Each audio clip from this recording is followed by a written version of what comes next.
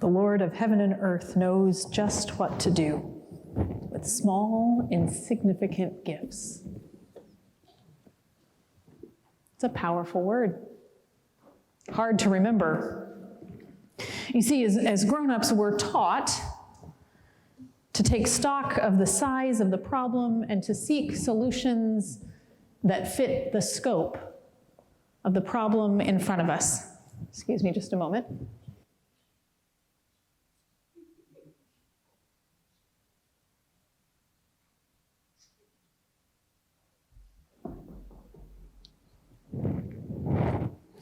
Sometimes we wear two hats. We're taught to look for solutions that fit the scope of the problem. But we haven't always been that way.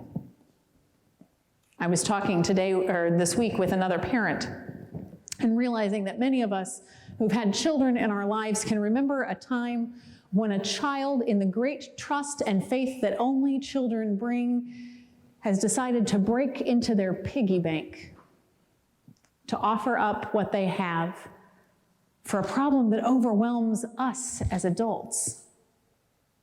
I saw it actually again yesterday as I was scrolling through Facebook. There's this group, Red Tricycle, and it's mostly designed at promoting products to parents. That's really what it's there for. But they pick up on sort of things that are going viral. And there was this post that a mom had made, and her child had given her an envelope on the way to school one morning, and it said, "Don't open till I'm on the bus." She had waited until he got on the bus, and when she opened it, there was a note and a $1 bill. And the note said, "You gave my brother and I $1 today so we could get ice cream after school. But I want you to have the $1 to go towards some of our bills. There'll be ice cream another time." And then he had signed it in his own handwriting. The faith of a child who doesn't look at a $1 bill and realize that there's no way that it's even going to make a dent in the electricity bill this month, but instead trusts that what he has to offer will matter. There's days I yearn to be able to place my own gifts in God's hands with the same kind of trust.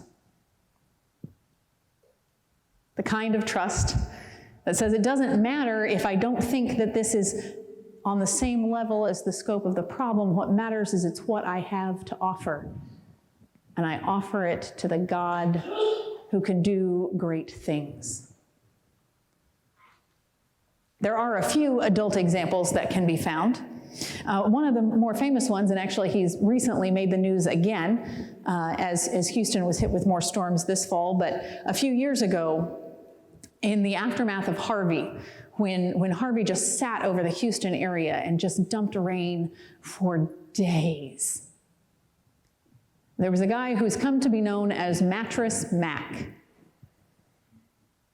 And Mattress Mac was overwhelmed by the scope of devastation in his community. He was overwhelmed by the number of people who were being crammed into shelters anywhere and everywhere they could be set up on dry ground. And he took a look at his furniture store. And he said, "There's not enough room here for everyone who's been displaced, but there's room for some." And he decided that there was no way he was going to let people sleep on cots and allow the mattresses and couches and chairs in his furniture store to sit empty. And so he opened the doors of his furniture store to become a temporary shelter, and he began fixing food from his own kitchen to feed the people who came to stay on the display beds in his furniture store. And soon word got out. And churches and restaurants showed up to feed the people who were in this ad hoc disaster shelter. We talked this summer with the kids that came to Roar VBS about the Imagine No Malaria project a project that the United Methodist Church began in conjunction with the Bill and Melinda Gates Foundation, the World Health Organization, and a number of other sort of multi-billion-dollar entities to try to stop malaria on the continent of Africa. It was a big undertaking. It felt overwhelming.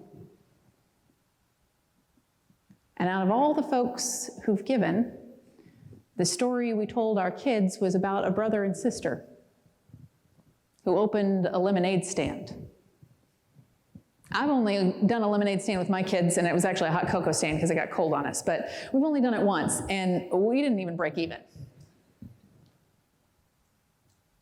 So one doesn't anticipate being able to make a very large dent in a global problem like malaria from a lemonade stand. But they did.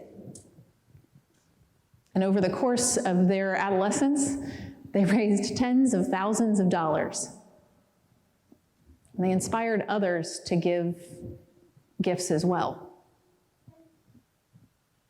They joined a movement that over the last 15 years has reduced malaria on the continent of Africa by more than half and continues to make a difference every day in the lives of the men and women and children who live in those places.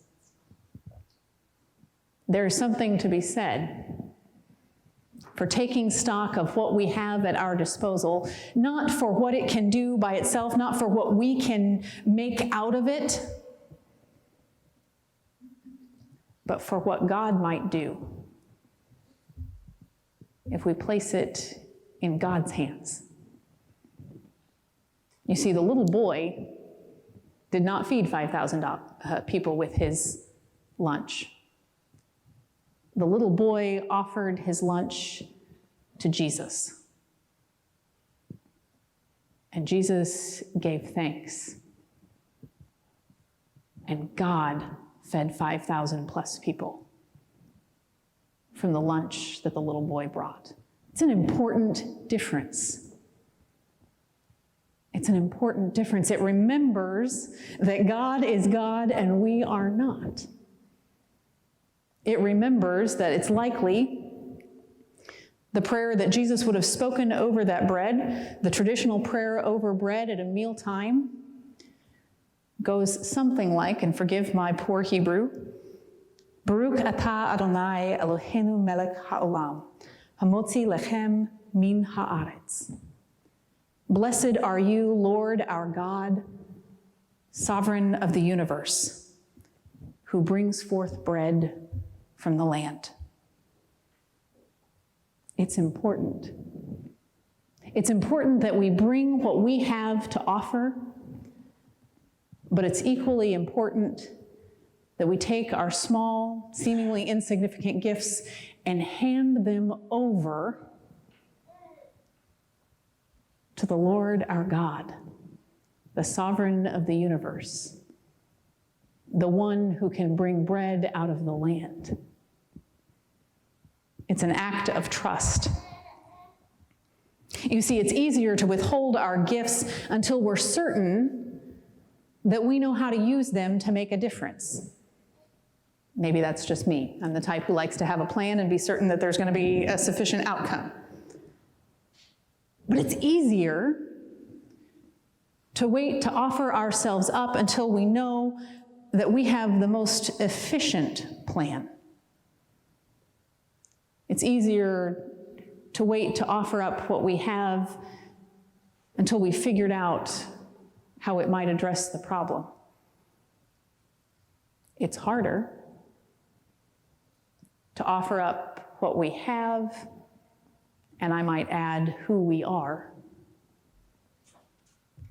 and to trust God to do something abundant with it. To remember on this World Communion Sunday that the God of abundance, the God of mercy, is the same here in Baldwin City as it is on a little in a little white clapboard church at the crossroads of two dirt roads in a much smaller rural community, is the same God of abundance and mercy that's present with the folks who are worshiping in places like Church of the Resurrection, where thousands are gathered in one room together, is the same God of abundance and mercy that's gathered in Zimbabwe, in a church that's basically a roof and pillars, so that the outdoor breezes can blow through and cool the congregation as they worship, is the same God of abundance and mercy that gathers in a large church of thousands in the Philippines, is the same God of abundance and mercy in every time and in every place. The same God who sent Elijah to a starving widow, ready to make her very last cake out of the last measurement of flour and oil in her entire house, with no more money to buy more, with no more resources to be sold, with no more hope. And fed not only Elijah, but the woman and her son for 7 days. We remember that the God who fed 5,000 is the God who made the universe out of nothing, is the God who birthed a church out of a handful of scared disciples locked in a prayer room, is the same God who chose to come to earth in the form of a nobody Galilean baby, born in a manger. We remember on our best days, with faith like a child, that the gifts we have to bring, though they may be small, though they may not scale to the size of the problem, are never insignificant when we place them in the hands of a God of abundance and mercy. And so we give thanks, and we rejoice that we don't have to wait until we know how what we have to offer could possibly be enough. We only have to know that the God to whom we hand our gifts is more than able. Amen.